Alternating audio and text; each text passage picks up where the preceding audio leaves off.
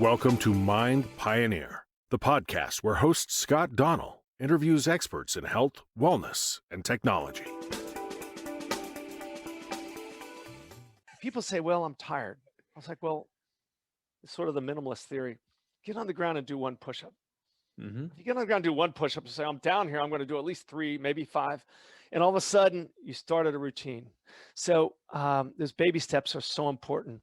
So I try to get people to kind of stay in their world, but make incremental steps. Yeah, that's good. And get moving it's the difference between finishing a 3 to 6 month cancer care being a 40 out of 100 versus a 83 out of 100.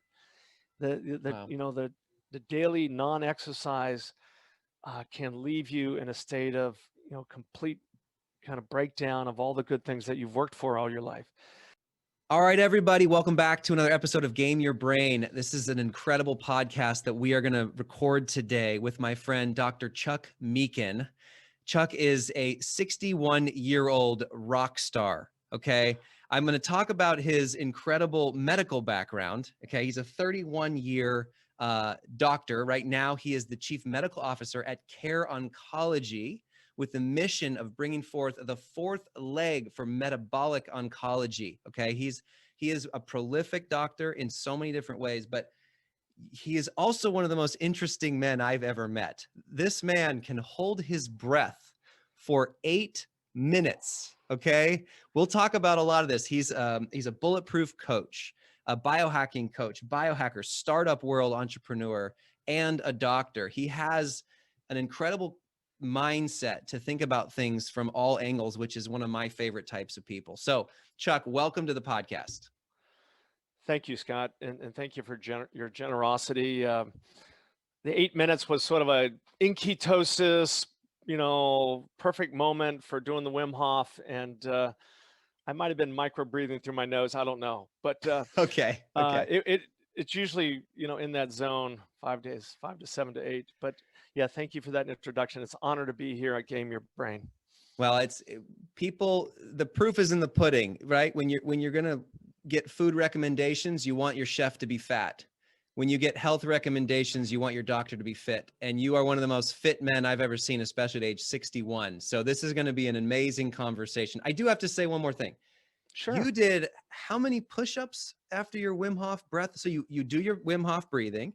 How many push-ups can you do with your breath held?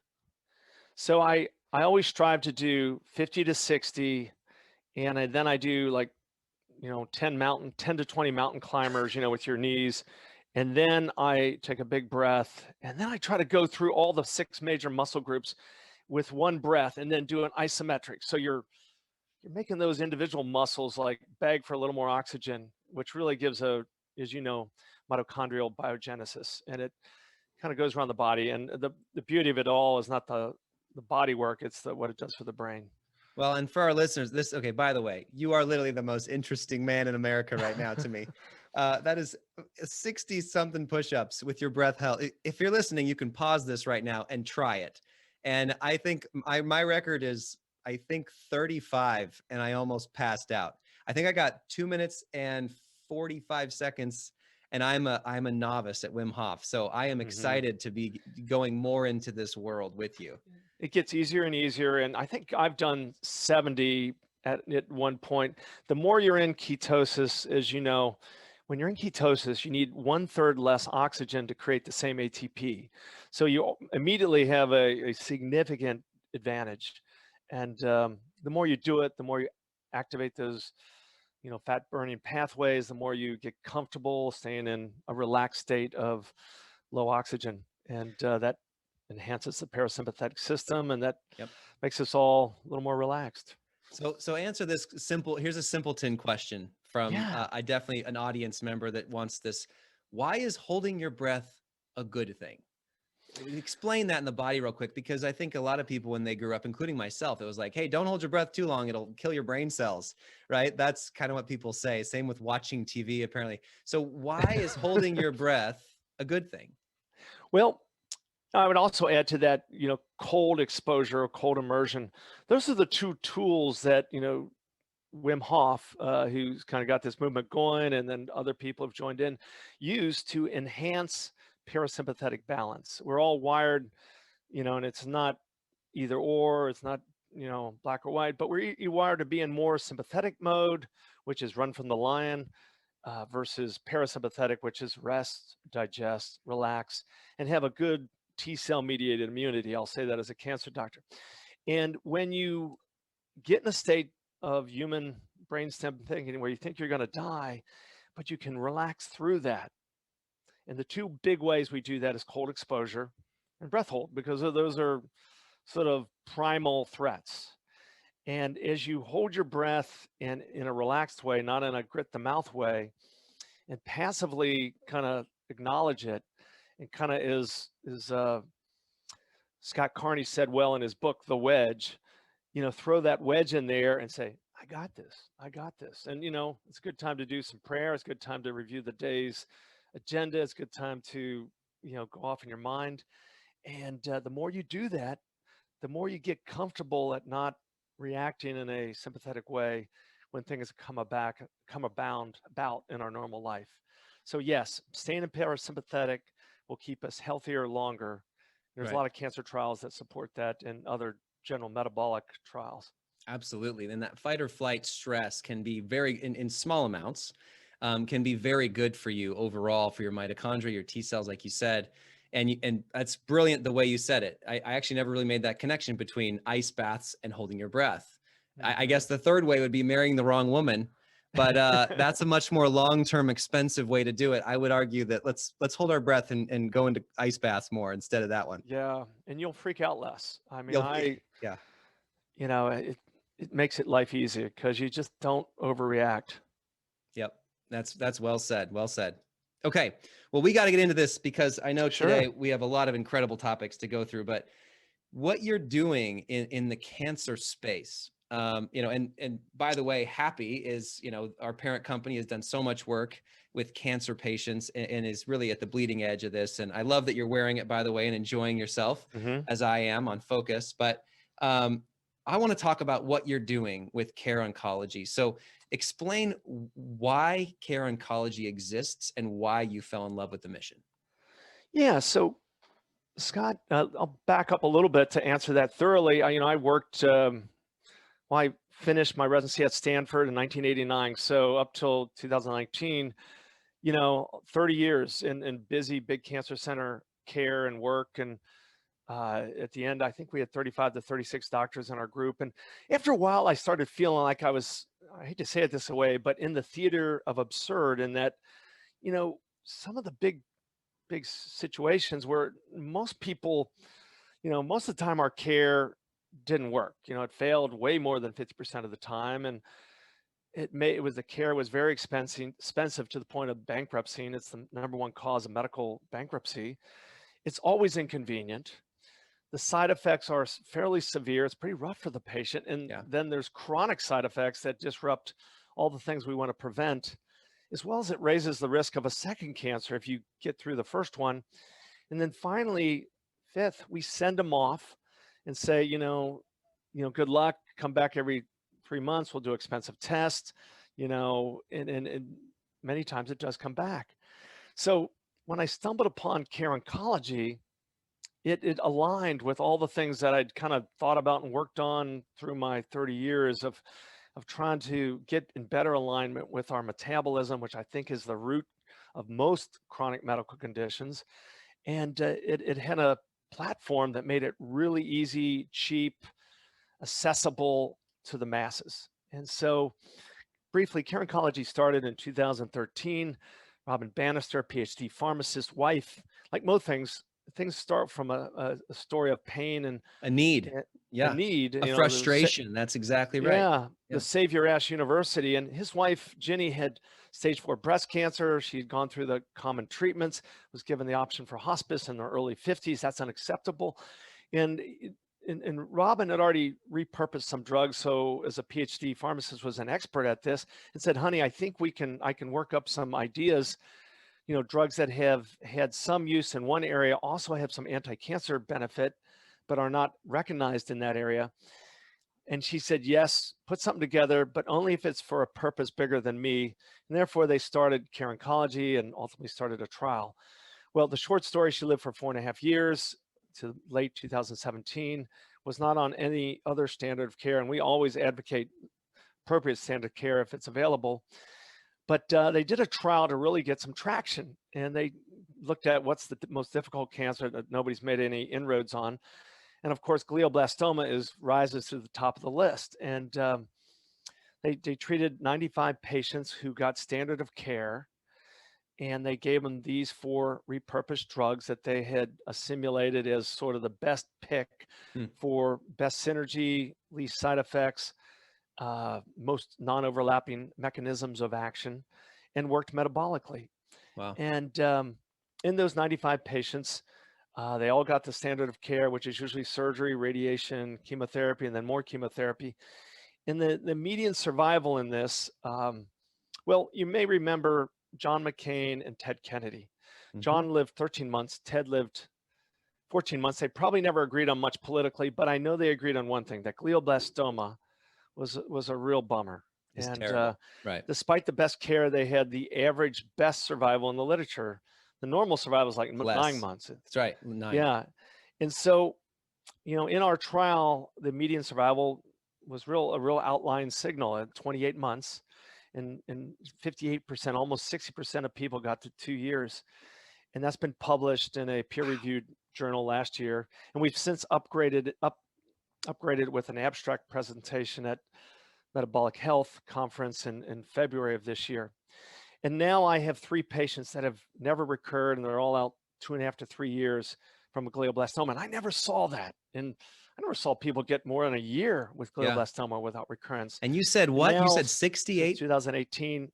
68%, did you say, got to 2 years? Is that what you said? No, 58%. 58%. I'm sorry. Well, still 58% yes, of these in patients, the trial, in the metrics. almost double. Yeah, oh my and goodness. so, wow.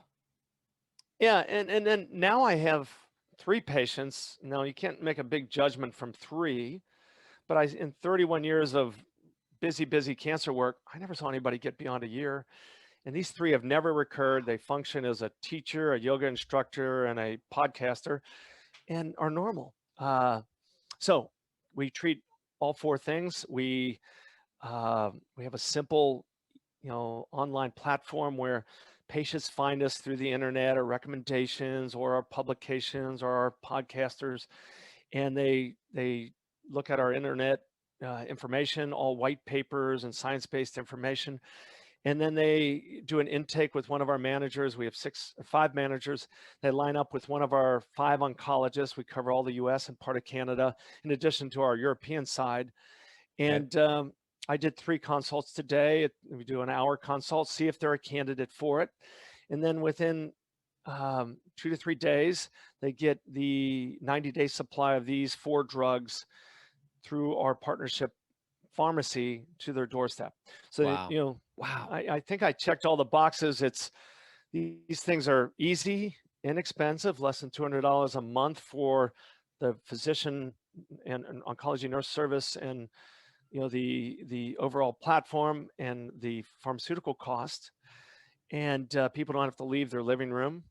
The drugs get to their doorstep in 3 days after they see us. And these medications all help other chronic medical conditions, and now have been well established to reduce risk of other malignancies. So, wow, I'm very proud to be a part of this growing company.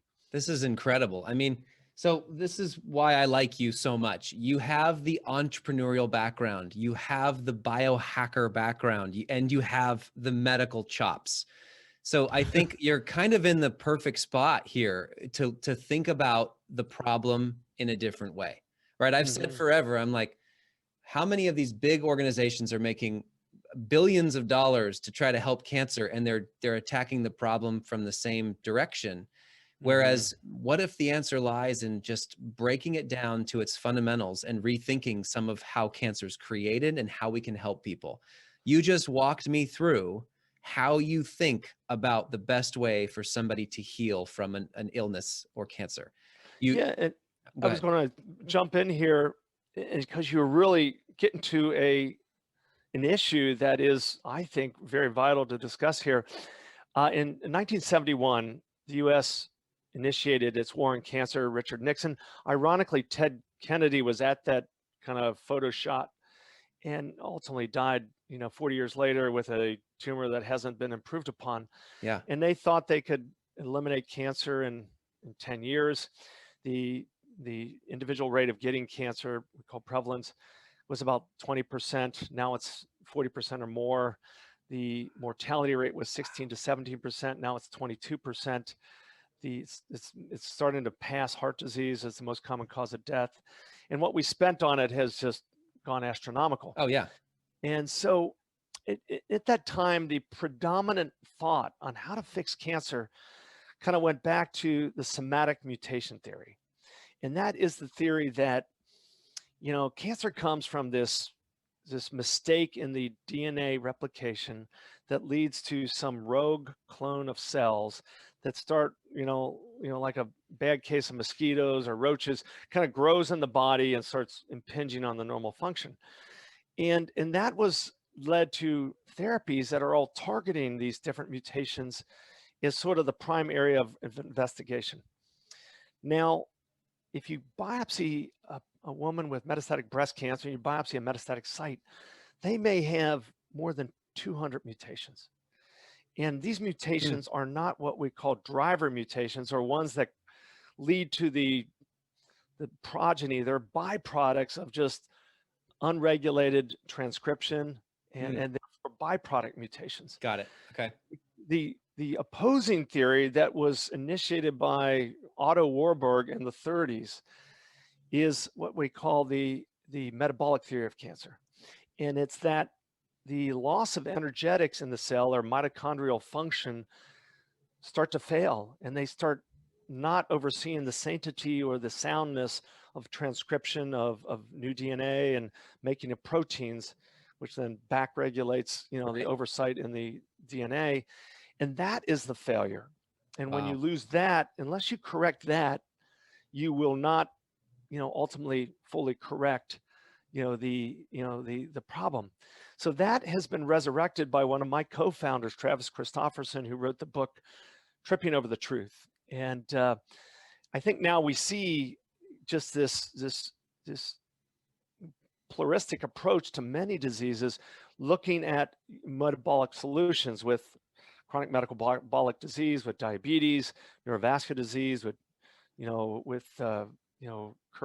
dementia and whatnot, and with Dale Bredesen and his work.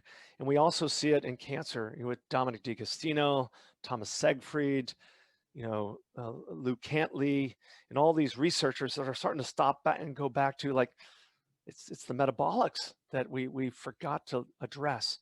And care oncology solely addresses that factor. Wow. So that's why you guys want to be almost like the fourth leg for metabolic oncology. And I think tripping over the truth, is that the book? I love that. That's the name of it. Yeah. I love that. That the guy in the 30s had it right. Yeah. And I will also say, there is, I'm very creative in my approach and want to be integrative in this discussion. It's not either or. There's a term I like, is the tyranny of dichotomy. So many people, yes or no, black or white, either or, and they always have to be in one box. It's a little bit of both, but I'd say it's probably more metabolic issues. And there are cancers like, gastrointestinal stromal tumor, where there's one main driver, and Gleevec fix that, and many people get long responses, but most are irrelevant mutations and don't fix the problem. But don't you think that this is just interesting as you're educating me along with all the listeners? I have to think that the metabolic way of looking at this can potentially help the patient in so many other ways, in addition to just dealing with that very specific health issue, a tumor, a glioblastoma tumor, right? I think if you approach this is, I think, why functional medicine is growing so fast. People are thinking about your body holistically from all sides. And, one pill can trigger 5 other problems. And, why not look at things holistically, metabolically, all of your body's processes start in a specific way and they communicate in a specific way. And what it feels like you're thinking about this is almost first principles. You're saying, okay, Bingo. let's not knock down a bunch of other dominoes down the line by trying to prop up the first domino in a very specific way. You're in a way trying to save a lot of things at once rather than breaking the first one just to save a brain or a body or something like that. Exactly. And the most common statement I hear is, hey, doc, I am so much more healthy now. I'm so much, stronger, more vital, clear-headed than I was a year or two before my diagnosis.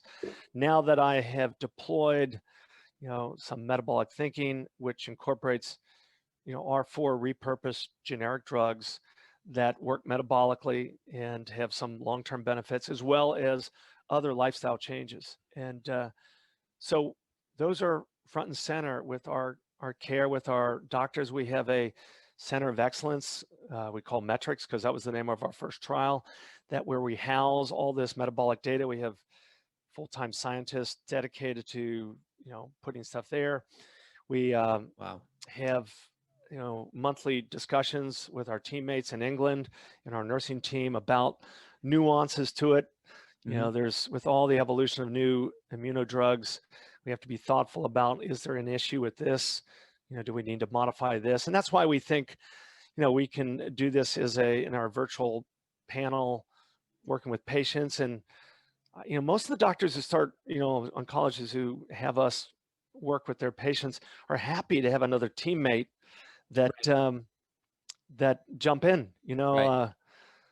we're doing a little, there was a video made on one of our patients over in England. We're making sort of a smaller video because it's like, first one was 30 minutes long. And she is now 30 months into her 2 drugs for breast cancer. And this is one of the British patients that's been out a while. And that usually for a person with her disease, the average or median time where she would have a response to these 2 drugs, it's Ibrance and something called Femora or letrozole, 2 drugs, Okay. is 10 months. And it's even worse if you have liver involvement, and this one did have that. Yet she is 30 months into it because who knows why, but she was also on our protocol for the last 25 months. So it's, some doctors are starting to say, yes, I've seen that in action and I want you to get on it. It's very low cost. It's convenient. We don't get extra blood tests because they're getting them anyway. Yeah. And some people are starting to wake up to it. Others are, still waiting for randomized data, which, is one of the challenges. Right. Yeah. A 10,000 person Stanford study that some guy gives you $1 billion to do. You got to prove it out with as many people as you can with the resources you have at hand. Trust me, we've been in this world. We did a shoestring budget blinded sham study for our Happy too. And it was in the middle of the pandemic. It's not easy to do, but it's important to show as much base data as you can and then let the customers just try it, right? If it's not going to hurt, I would say just try. That's our main thinking for a lot of people. Okay. And I've always been in that camp in my field of care. And, I won't go into too much detail, but Vinny Prasad is a well-recognized oncologist, over 200 publications, just moved his work to UCSF. He just did a book, I think it's called Cell. And he talks about, it's great because he talks about the hallmarks of a good cancer center and how there's no bad people out there. It's just the design of how we generate new drugs has failed us, because you can get a slight statistical improvement of median survival, median disease-free progression, and get a $1 billion drug approved, which gives you an open checkbook. Yet it doesn't solve the problems a patient are interested in. Does it make me live better, and does it cure my cancer and let me live longer? So that's so good. So we are below that framework, and I like the fact that somebody is well recognized as Dr. Prasad has spoke about that. Well, this is the perfect transition to the big 6, because I would love to hear I want to hear your thinking on this of the big six for cancer patients. And I think it actually is for everybody dealing with health issues or aging, right? Like one of my favorite comments is, I think this was Peter Diamandis, is aging is a disease, right? We have to think differently about aging because it's not just, if you think you can or you think you can't, you're probably right. A lot of, did you know that the two fastest dying professions are doctors and insurance actuaries after they retire? Did you know that? Oh my goodness. It's because when you retire and you or like an insurance actuary spends their whole life thinking, okay, I'm calculating when someone's going to die. And in their mind, they're setting the stage for when they're probably going to die. And they're just expecting it. And doctors the same way. You spend your whole life around people that you're trying to help stave off death, right? And have a better, longer, healthier life. Then they turn it off and they retire, and it's average 10 years or less for doctors. It's crazy. Yeah. And so what you got to think of is a different mindset where how do you deal with health well? How do you think? So I want to get to this big six because I think it's a lot to do with health. Go ahead. That's a great introduction. And, I was always about bringing simple, easy things that don't cost much, that are accessible, that, as you said earlier, more than likely, never say never, never say always, more than likely wouldn't hurt, to the availability of our cancer patients. So I just, maybe 10 years ago, came up with the acronym Big Six, and I thought that would be about an easy thing for people to remember. But, the worst thing that we do, our white coat, wearing doctors and myself included in that, is we unfortunately scare people. And if you're in a state, as we talked about earlier, of fight or flight, you pretty much sabotage your ability to do long-term sort of strategies on healing yourself, T-cell mediated immunity. You're just primarily getting out of immediate danger. So the first B is for breath, stay in your nose. As we know, nostril breathing initiates, a series of chemical reaction, nitric oxide, smooth muscle relaxation. It enables us to stay in a parasympathetic mode and allows us to do everything we want to do from a health standpoint. As well as, there are many times cancer patients can get triggered.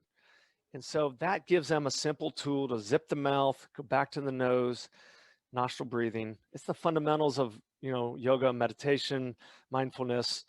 And so that's an easy one. Quick plug for James Nestor's newest book. Breath. Breath. We just had him speak. It's an incredible book. He just spoke at Genius Network this last weekend, a few days ago. And it was an hour of the most fascinating information. You breathe 30 pounds of oxygen a day. And if you breathe through your nose, not only are you catching a lot of microbes and bacteria and issues, but you're getting about 60% more oxygen usage from the breath that comes through your nose, rather than, because you can overbreathe through your mouth. Bingo. Right? And people don't realize this. They just think I have to breathe as much as possible. No, you need to breathe the right way, and actually breathing less per minute through your nose is better for your oxygen to be able to be used in the body. Right?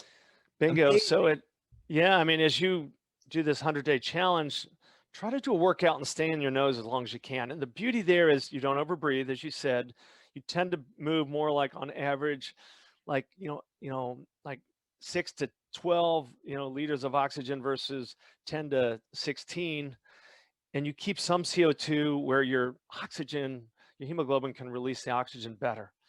And the more you stay in your nose, the more you stay well oxygenated at your peripheral tissues.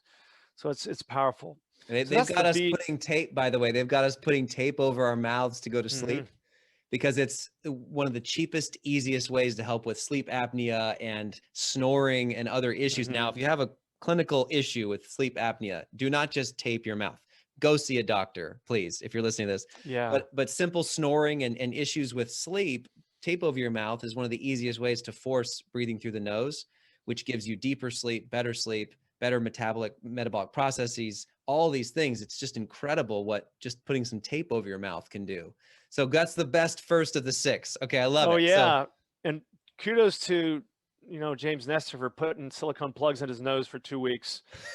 I tried it for like a few hours, and I was like, man, I gotta get these out of here. But great book.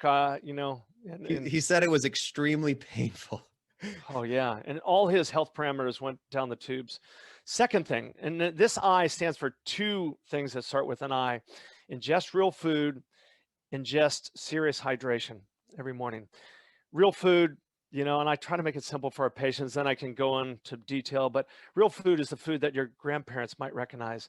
Real food is not factory food. Factory food with labels, usually is got some processing, which 50% of it is generally some version of soy, wheat, and corn, carbohydrate, and other chemicals.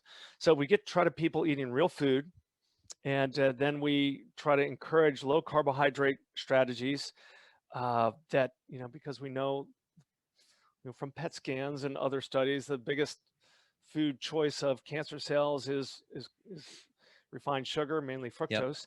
And so, and then, and once they think about that, it's easy for them to categorize things like, this is a bunch of labels, it's not real food, Yeah. Then with the other ingest is hydration is so underutilized. One of the simplest, smartest things I ever did was start every day with, 16 to 24 ounces of water. And I've now added electrolytes, and that's the biggest, sort of oversight people do, are trying to get into low carb or fasting or ketogenic diet. They don't replace electrolytes. Okay. And Rob Wolf talks about that as his big blunder. But do some serious hydration in the morning, and dump it down like a pirate in a bar. And Okay. you want to have a good flush of getting out that metabolic sludge from 10 hours of not drinking, and do that every morning. And that, you want to have a big clear urine. The urine is a little barometer of, how your fluid intake is. Most of us walk around in a state of dehydration.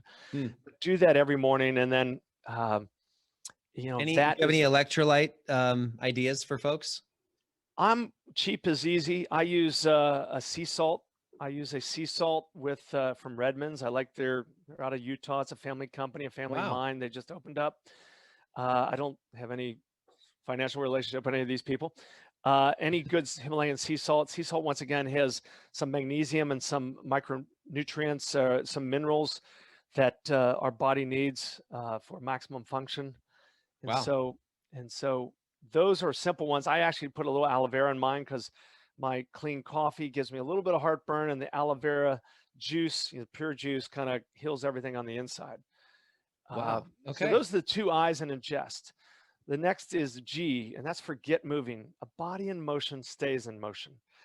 Exercise during cancer care is like a little window of kind of ketosis. You're not eating.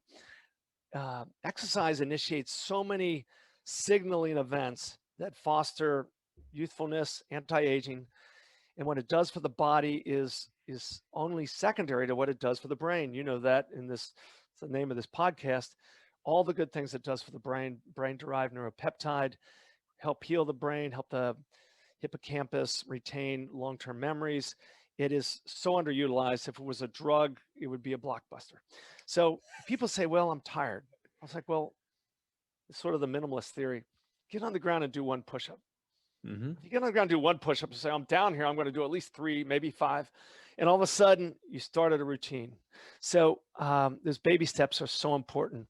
So I try to get people to kind of stay in their world, but make incremental steps. Yeah, that's good. And get moving it's the difference between finishing a 3 to 6 month cancer care being a 40 out of 100 versus a 83 out of 100. The daily non-exercise can leave you in a state of complete kind of breakdown of all the good things that you've worked for all your life. So any sort of practice of staying moving is so important for our cancer patients. Okay, we've done B for breath. We've done 2 I's for ingestion of real food, a lot of hydration. And get moving. Get moving. Right. The S, Matthew Walker, we're proud of this. Sleep is king. There you go. There's a reason we, as all our human, evolution, we've dedicated 1/3 of our time to sleep. We've sacrificed not predation, we're being at risk when we sleep. We're not looking for food. We're not looking for reproductive mates. We gave 1/3 to sleep because it is so vitally important. It's equally important for the brain as it is for the body. And we want our cancer patients to sleep during their diurnal rhythm. So we get them back to some synchrony with their diurnal rhythm. We sometimes use sleep hacks as they come up and need to. We try to do Putting anything this under a pillow is pretty incredible, by the way. Oh yeah. This is one of my biggest hacks so far. We've got hundreds of people putting this under their pillow for deeper REM, and it's fantastic. So very cool. I think in our, for years I wanted to use fitness tools and wearables for monitoring our patients, and that's within Care Oncology is one of our future goals, of course. But every morning I get a message like, am I ready or not ready? Yep. Certainly I can feel whether I'm ready, but sleep is so important. And there's a lot of things you can do before you write a prescription for something that has, some side effects that you don't want. Yeah. Magnesium, sleep induction blanket, dark adaptation glasses, blue blockers, all those things. So sleep is king. The next I in the 6 is for intention. And this is so underutilized. It stays in the toolbox most of the time in allopathic medicine. I encourage people to set an intention. I give them an easy recipe for doing it. I suggest they make a movie of them doing things they want in the future, looking strong, looking vital, which is sort of a proxy for them being healed. I ask them to make it specific. And as they go to sleep, as they wake up in the morning, when they have a window into that subconscious, I want them to take that movie, reel it in their head, pull it into their heart and gut space, and really bake and marinate into it to the point where it becomes anchored, becomes it vaccinates them against negativity. And it's almost like they're falling forward into this future self. And that's how they set that intention. We now know through, my goodness, all the incredible works on quantum physics, that those thoughts are just not chemical reactions. Those are vibrations. That's right. Those vibration rights, proteins fold, and transcription enzymes work better, and you will sort of self-correct some of this. And you're speaking my language. I've been reading the nuclear physics and quantum physics for fun for the last 2 years doing happy. So now you're speaking my world. I mean, we are energy. That's what we are. Yeah. I mean, if people don't realize, you get inside of a cell, you get inside the DNA, you get inside the atoms. We are protons, neutrons, and electrons with a whole lot of distance between them. We're just energy and vibrations at the heart of who we are, right? And having this intention, it means the world. I think this is probably the coolest one I've heard so far, because everybody talks about sleep, eat, exercise. Yeah. But this intention really means the world, because if someone doesn't have a future vision and a passion or a why for living or a goal, like for me, I picture my grandkids' wedding, right? Bingo. That's what I see like that. when I think of health. My grandkids' wedding. I want to be, but I don't just want to be there in a wheelchair. I want to be there like partying. I want to be like on the dance floor, leading the dance and having a blast, right? So that's the intention. Yeah. Well, and as Peter Attia so well says, he does his squats not because he wants to have a number he can talk about his buddies. He wants to be able to do a goblet lift with his great grandson down the road and not have to strain. And that's we got to link those exercises to that future you. And you said something there that I will add at this point. You got to figure out the why. Most of my patients will say, all right, well, why do you want to be cured? And they're like, well, I want to not have cancer. I want to live longer. I want to, oh, well, why? You start peeling off that onion, excuse me. And finally you get to the point, well, they they remember their mission. And I said, that's why I did this exercise, because you need to reconnect with that, because there are going to be some hard days. Yep. And unless you know the why, you're not going to get through it. And so thank you for bringing that up, Scott. Yep. And so the intention setting, I feel like I give people a little bit of a recipe in it. Sounds like you've been reading Bruce Lipton, Biology Belief, who pivoted from a cell biologist to a guy who talks about the woo-woo quantum physics, but these things are measurable now, and your company is based on it.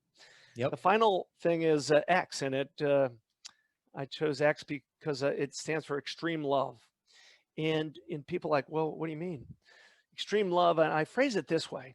The most powerful force we have is love. People do amazing things on the battlefield, not so much out of duty, but because they love their fellow soldiers. They on the play field because they're partners with their teammates, on the boardroom because they're in it together, like a startup like you've been through. So I encourage people, I say, if you buy a yellow car, you start seeing yellow cars everywhere. If you look for kindness and generosity and love in our fellow human beings, you start to notice it. And my goodness, when you notice it, if you reflect it and echo it and really raise it up, you can really feel it. I say, when you feel it, you need to then metaphorically grab it and link it to your own healing for a purpose bigger than yourself. Yep. For a purpose bigger than yourself. In that way, you tap into what you just spoke about, this quantum physics, this energy. That's when you tap into the most powerful resource we have. And so that gives people a little bit of a roadmap on how to tap into these tools that are so often left in the toolbox, the big six.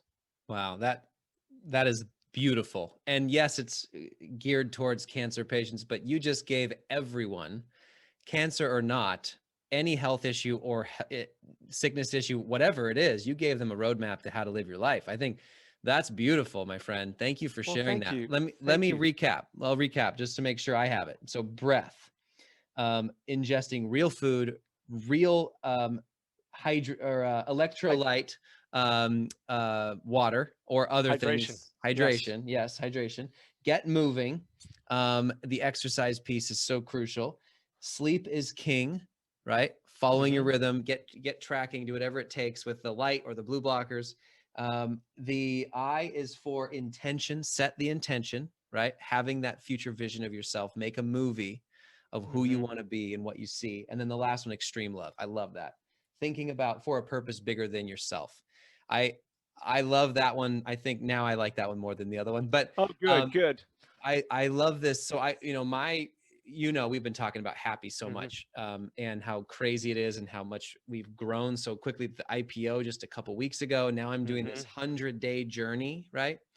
And, my 100-day journey is going to be a transformation of my mind and my body and my environment, because I want to be, like you said, a purpose higher than myself. I want to share all these ideas that I'm learning and realizing now. I mean, people are coming to me now for the first time in my life saying, hey, I've heard about happy. Could you help with this? I know this piece of health. I'd love to share it with you and educate you. And so for me, I am actually more motivated to help educate the world on all these incredible pieces of technology and medicine and all the ways that people are having wellness and health in their lives. That's kind of my bigger purpose for this now. We originally thought happy was just going to be like the fun kind of feel a nice buzz, help you sleep a little bit, feel a nice entertaining, chill out, watch a movie and play the happy. This thing is now one of the best mental wellness products I've ever seen, right? And I'm not just trying to be biased because I am part of it. I really do believe that, but I'm only doing this now for a purpose larger than myself, right? We just had a military vet organization, the largest one in the US, come to us this morning and say, we have a bunch of people using Happy. I didn't even know. And they love it. And they're turning to it instead of drugs. They're turning to it like instead of alcohol or smoking or pills or things. It's helping them with their mental wellness and not triggering a trauma or another issue. I just got the why. I just fell in love with my mission of what we're doing so much more than ever before. And I've never felt better energy than today in this entire business. So I think you nailed it, my friend, with the big. Well, thank you. And I don't know if you remember when we first met. The Dave Asprey Bulletproof. I read about Happy, and I was like, man, I want to ask about EMF. EMF is a concern of mine, and we had a good talk. And I was like, Scott, and then Brian was on. This is like the transition when Apple figured out digital music, that you don't need a record player, a CD, or a disc. You can give the same product feelings that is just digitally delivered, and that's right. So it's going to be what I call revolutionary. It's a major pivot, and especially as you sort of link other effective drugs with this, and supplements and things that have an impact without the negative Yep. impact. It's very exciting. Well, So, thank you. And you know, this is a great way. I think we only have a few more minutes left, but I love that we're ending on this extreme sort of love idea and all these tips you just gave our listeners. And you know, for me, the 100-day journey, I'm going to be using all of these. You just gave me my tips, my friend. So this is perfect. I'm going to be running I've got the big 6 memorized now. So that's how I'm going to be running my days. And I want to end with this extreme love idea a little bit more. How do you want to be remembered? How do you want to have that last day of your life and at your eulogy? What do you want to have be remembered about you?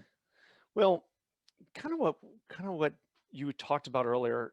I believe that you should never retire. Once you give up your why or keep marching toward it, you kind of slowly die inside. And I think that's a Buddhist kind of understanding, and it's probably is part of all religions and all sort of thoughts. And because I see that, I just spent a year with 56 20-year-olds, and it was wonderful. There's a lot of good energy, and we kind of exchanged, thoughts and ideas. They helped me with things, and I inspired them. And so, a big part of it is I say, you want to look long term and look how you're going to make your impact. And as you said earlier, there's people that can see from one sort of industry or one field and look at opportunities in other fields to kind of merge those and bring things that, like the happy and like Oncology's simple 4 drugs that have amazing effects in prevention of chronic medical disease. Kind of see those connections and say, hey, this isn't impossible. Let's start somewhere. Everybody at Oncology is either a veteran oncologist or a cancer survivor. They're in it because, they want to make a difference, not so much to make a buck. And so I think my big purpose here is to better bring to the masses the opportunity to make this road on earth a little easier through understanding metabolic health. And I always apologize to people. I say I may have been in a rush, but it's because there's so much to learn. Yep. I'm so curious, and I'm not hanging out somewhere. But I think as people get to know me, I hope to be very authentic and sort of impactful in their lives. And it's so exciting because things change every week, every month. I heard about your company. I heard about a bunch of others more recently. And our big next step, we think, will be sort of changing with Oncology. I can't talk about the specifics of our partner, but we are linking with a team that have developed a blood marker that looks at a bunch of RNA byproducts. As the body starts to go astray, it will make these in response to that and get a very, very early detection message and signal that something's going wrong, not just for cancer, but for all metabolic diseases. And then our plan is to use our 4 drugs, which are prescription. They're not prescription in every country, but in this country they are, for 2 weeks, coupled with maybe 10 weeks of 5 supplements that also work in mimicking ways to our 4 drugs, and then repeat that 12-week cycle 4 times a year, and then repeat that blood test. So we can, take the high-risk populations that are out there and the worried well, and virtually, 4 to 5 out of 10 people get cancer in their lifetime, kind of head off that possibility of getting cancer or other chronic metabolic disease. So the why is not just about cancer, but it's also to, really impact a lot of disease. Yeah. I'm happy to be a part of Oncology. Oncology.com is part of bringing that out. And you should hear more about that in the next 2 to 3 months. I've always thought, and I know this sounds crazy, but one of my unique abilities is vision, and I'm a visionary, right? I always thought that whoever figures out cancer is going to simultaneously figure out 10 other things. I always You're right on. I had this hunch for the last 15 years that there's going to be learning and innovating and tweaking and figuring, and then whoever hits it is going to be hitting it from so many different angles and so many different pathways in the body and so many different thought processes for how health works, that they're going to knock out 10 at once, right? It's almost like the car knocked out a bunch of industries, not just horse and buggy. The light bulb. The light bulb didn't just end like darkness. It changed refrigeration. It created refrigeration and all these other things. It was a cascade effect. And so I love how you think, because I do believe that you're going down a path that's going to help an exponential amount of people. I think this we shouldn't put cancer in the title anywhere of this podcast, because what we're talking about is general health. We're talking about longevity and health span, not just, when you get sick, what do you do? So I really do appreciate your time. Sure. You've been amazing. Thank you. Well, thank you to, spreading the word, like you say, a purpose bigger than yourself. And you got one for kids, which is golly, so powerful, so important when kids can teach their parents. Thank you to the researchers that were strong enough to go against the grain a little bit. Thomas Segfried, Dominic DiGustino, Luke Cantley. There's so many out there that have said, something's not right here. Yep. And thank you to my teammates, the earlier ones who said, nobody wants to talk to us, but we feel this is right, and had the courage to sort of will through the early startup. And right now we haven't taken any funding. We're successfully profitable here in the US, and we're growing. And once again, we have this exciting partnership we're going to bring out in the next 3 to 6 months. Wonderful. Wonderful. Well, we're excited to hear more, and maybe we'll do a follow-on next year or in the next 9 months and let people know where we're at and where you're at. So I'm excited to have it. Great. Thank you, Scott, for your time today. I appreciate being on the podcast. Thank you. And thanks everybody for listening. Tune in next time to another episode of Game Your Brain podcast.